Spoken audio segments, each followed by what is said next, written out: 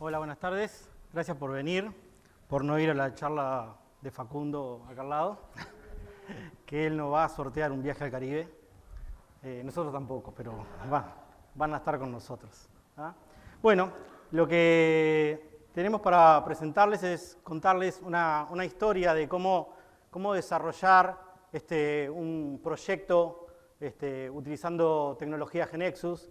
Como bien decía Nicolás en la apertura hoy a la mañana, de Power of Doing, el poder de hacer y no solamente de hablar de los temas. Bueno, esto es una historia de Power of Doing.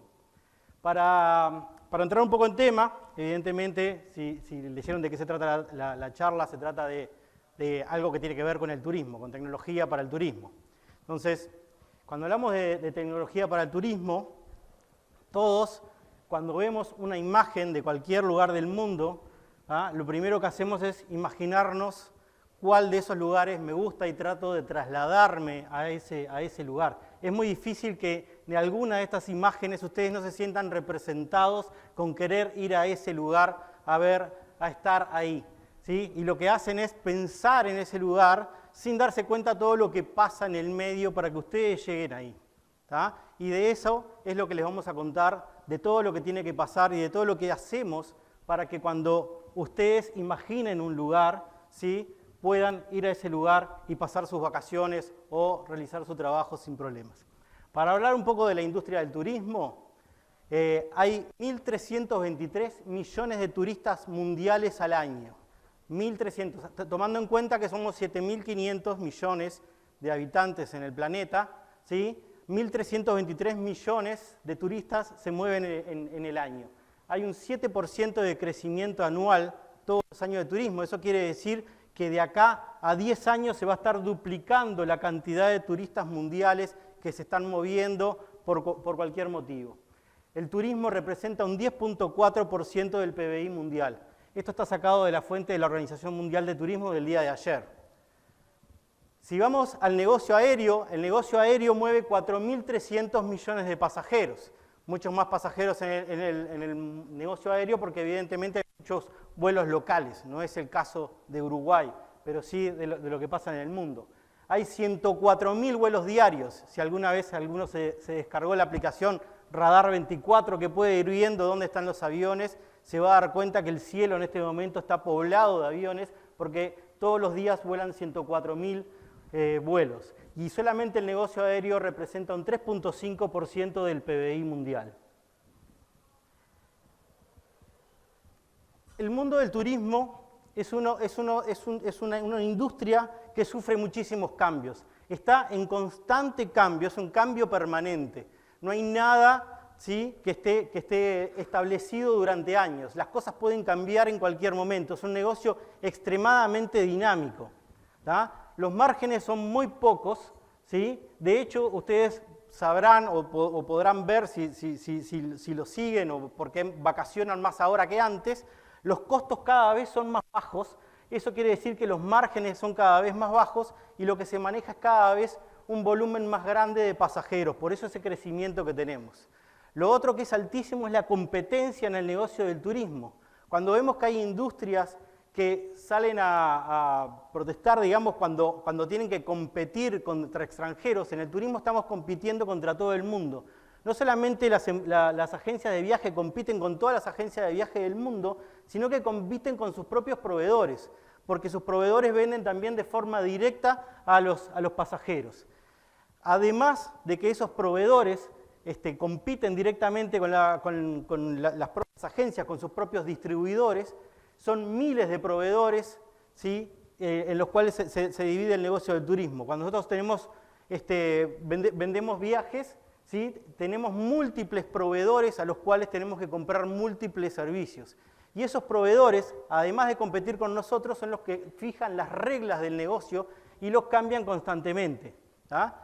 Estamos ante un negocio de que depende estrictamente de la disponibilidad que haya en determinado momento.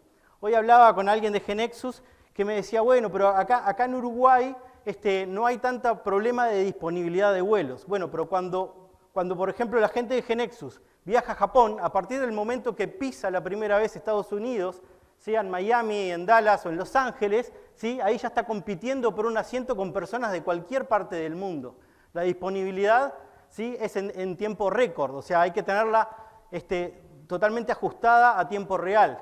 Para eso, el turismo necesita muchísimo de tecnología. De hecho, el turismo es uno de los que ha impulsado la tecnología. Antes que existiera Internet, los GDS, los sistemas de reservas de aéreos, ya tenían un sistema de comunicaciones para poder reservar asientos en cualquier parte del mundo.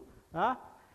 El turismo es una de las industrias que más mueve el e-commerce. De hecho, es la industria que lidera el e-commerce en forma mundial. En los mercados más desarrollados, el e-commerce alcanza un 10%. Y en esos mismos mercados, el turismo alcanza un 50%. Es por lejos la industria que mayor e-commerce maneja. Uno de los problemas que tiene el turismo es la innumerable cantidad de contingencias con las que nos encontramos. Cualquiera de ustedes que hoy pueda comprar un boleto aéreo no sabe para el día que va a volar si no va a haber un huracán, no va a haber un problema climatológico, no va a haber un problema político al lugar en el que van, no va a haber un problema de enfermedades, ¿sí? O si ustedes mismos no van a tener problemas personales o de salud o de lo que sea. Eso quiere decir que estamos vendiendo un producto que tiene una alta contingencia de que pasen problemas. Me decía Andrés el otro día, después que vendo si me suena el teléfono es porque seguramente debe haber un problema que tengo que resolver. ¿Ah?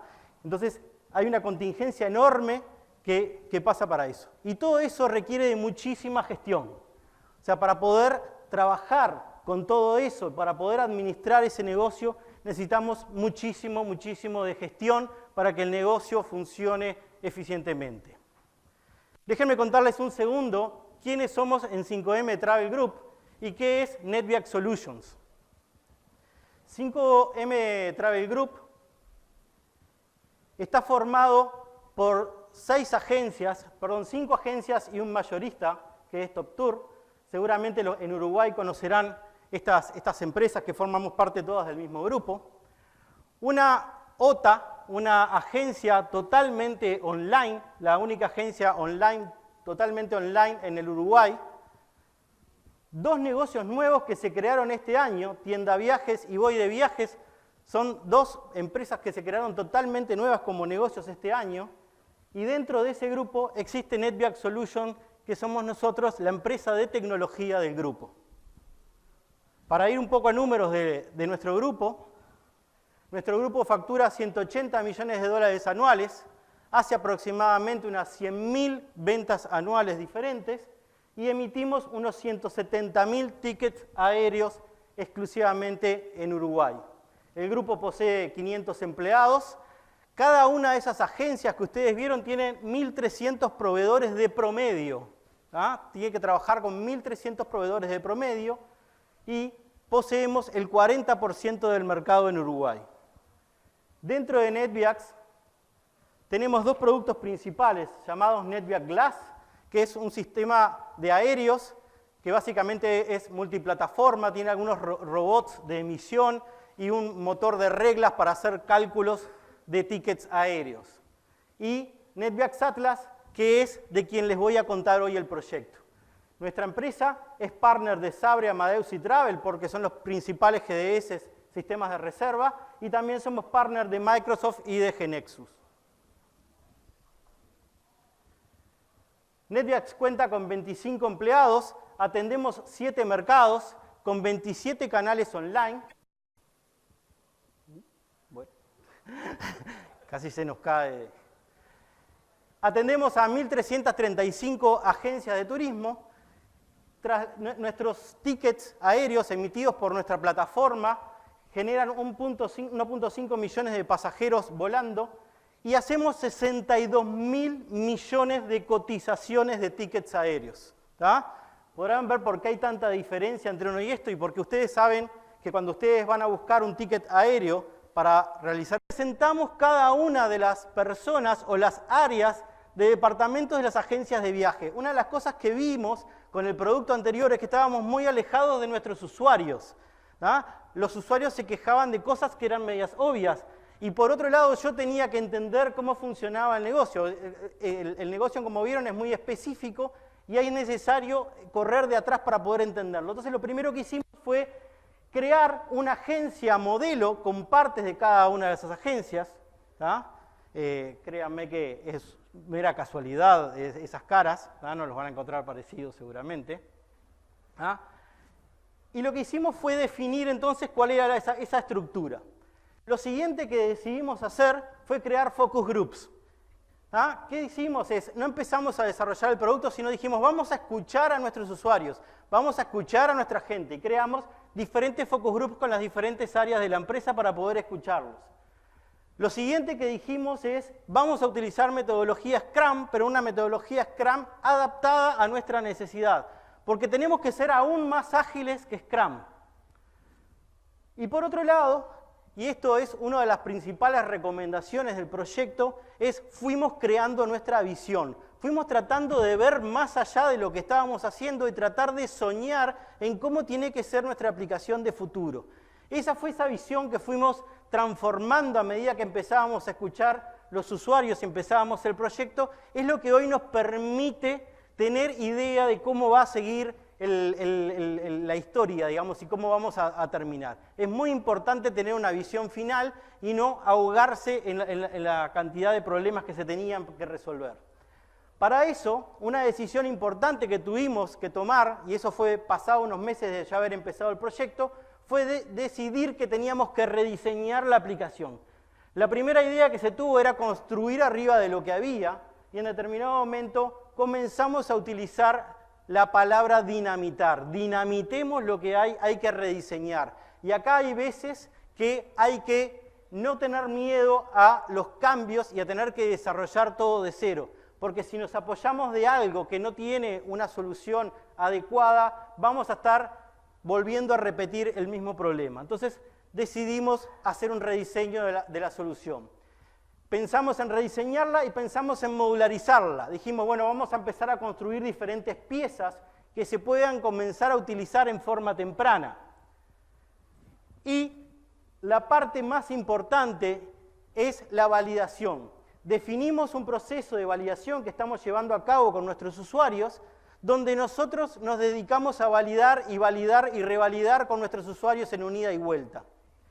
En las metodologías, cuando hace muchos años nos enseñaban a desarrollar y a construir productos, nos decían que teníamos que escribir documentos de requerimientos con los usuarios y que los usuarios tenían que validarlos. Pero eso tiene el problema de que los usuarios no saben hacer software. Entonces, yo no puedo ponerle a un usuario a validar un documento, ¿sí? Porque seguramente lo que pueda pasar es que el usuario no esté capacitado o omita alguno de los problemas que tiene que resolver o no se dé cuenta si puede resolver toda la problemática con ese producto. Entonces hay que erradicar esa metodología obsoleta y hay que empezar a interactuar mucho más con los usuarios. Más aún cuando estamos en un negocio totalmente cambiante.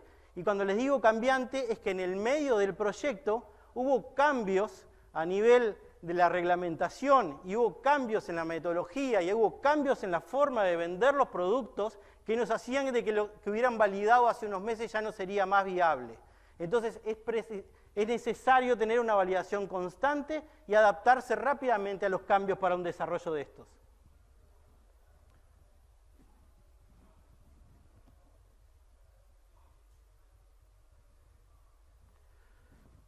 Bien.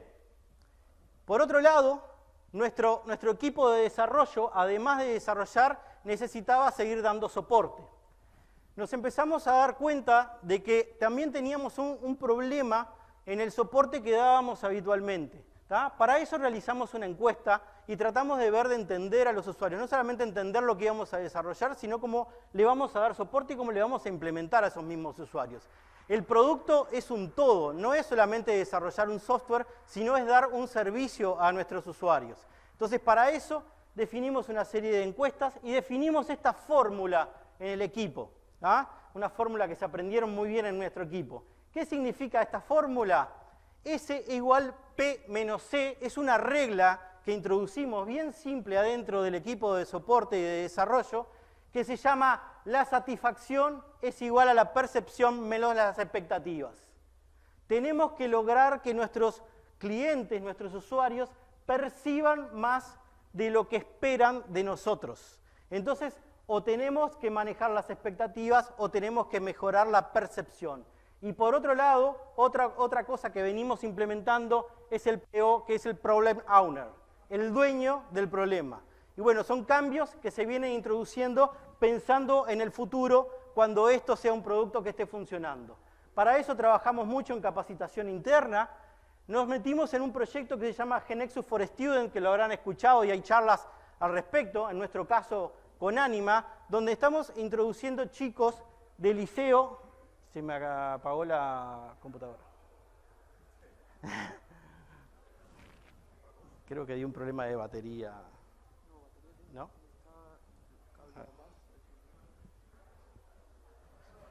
Como le decía, GeneXus for Students es un proyecto que permite tener estudiantes de forma temprana que GeneXus va capacitando y con los cuales nosotros vamos formando y vamos seleccionando gente de futuro para nuestro producto. Eso nos permite tener gente nueva, con una mentalidad nueva, que viene totalmente renovada y aprendiendo dentro del producto. ¿Se reinició?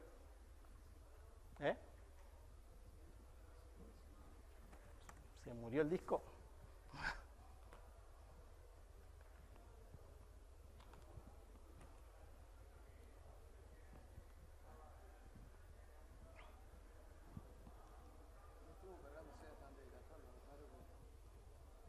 ¿Qué desenchufar acá?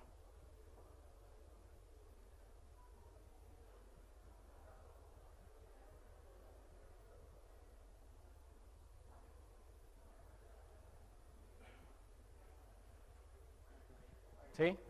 ¿Seguimos? Bien.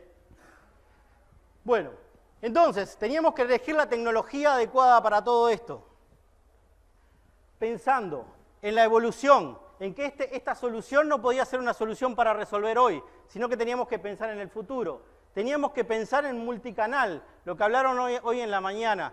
Ya no es necesario desarrollar una aplicación para un solo lugar, hay que pensar en multicanal. El producto tiene que poder interactuar y poder verse de diferentes lugares y accederse desde múltiples usuarios con múltiples dispositivos, tanto para nuestros propios usuarios como para nuestros clientes.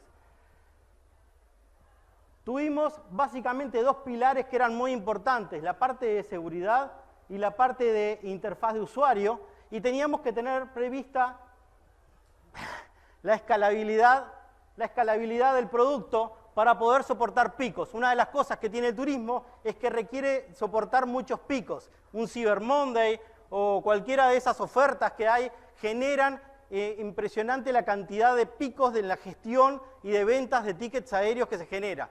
Si nosotros vamos a una solución que no es escalable, por más que nuestra solución sea segura, seguramente vaya a caer. Entonces tenemos que pensar en la escalabilidad de este negocio. Tenemos que pensar en que esto va a ser un negocio y ser muy eficientes en cuanto a la inversión. Entonces, para ello, seleccionamos como herramienta de desarrollo GeneXus. Comenzamos en la U4 y ya estamos en la U12. Esto nos permite, de acuerdo a lo que nombraba hoy de mañana Gastón Milano y Nicolás Jodal, de que nosotros ya estemos en condiciones de pasarnos a la 16. Utilizamos GX Server como forma de integrar la información de todo el equipo de desarrollo y estamos prontos para ir a la nube y como una web app, o sea, utilizar una aplicación como servicio sobre un SQL Server que se encuentra en la nube. Eso es lo que nos va a permitir escalar. De hecho, en forma temprana nosotros ya hicimos el deploy en Azure, ni bien estábamos en la parte de prototipación.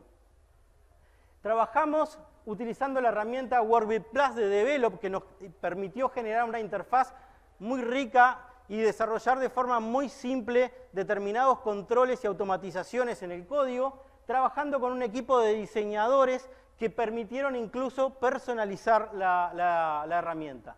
En seguridad utilizamos GAM, ¿sí? Que es la herramienta que recomienda GeneXus para la seguridad, y también Workbit Plus porque nos permite automatizar determinados controles en el código. Y estamos próximos a utilizar la auditoría de Develop Audit Plus.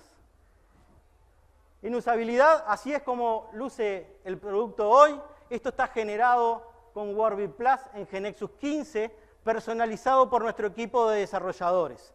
Lo que pueden ver interesante acá, que no por utilizar GeneXus o no por utilizar Wordbit Plus, ustedes se tienen que atar a una interfaz de usuario. La verdad es que hoy casi no hay limitantes en la interfaz de usuario que ustedes pueden definir y pueden desarrollar una interfaz bastante rica.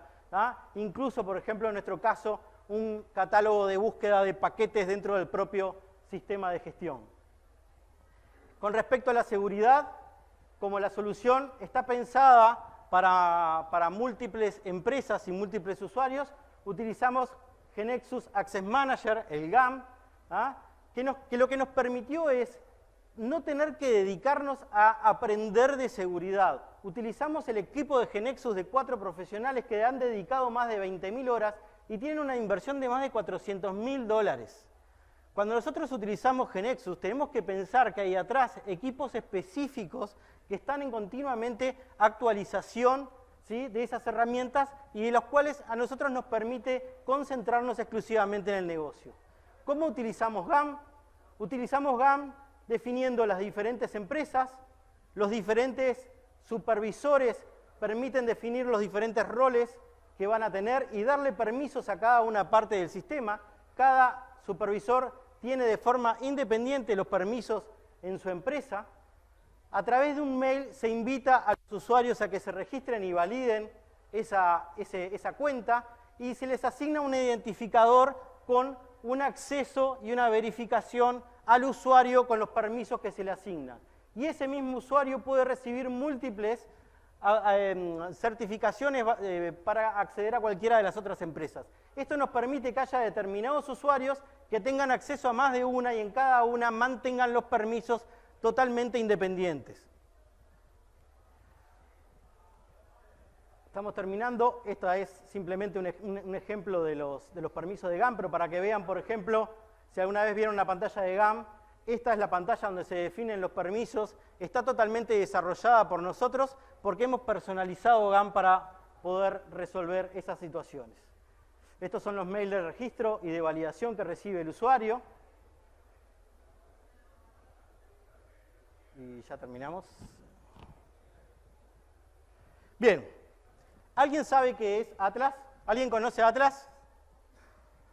¿Saben quién era? ¿Sí? Lo sabes. No es el del libro. El titán que sostenía el mundo. Atlas es el joven titán al que Zeus condenó a cargar sobre sus hombros al cielo. Feo, porque no es que sostenía, sino que lo condenaron a... Pequeño detalle, no fue porque quiso nomás. Bueno, esa es nuestra situación.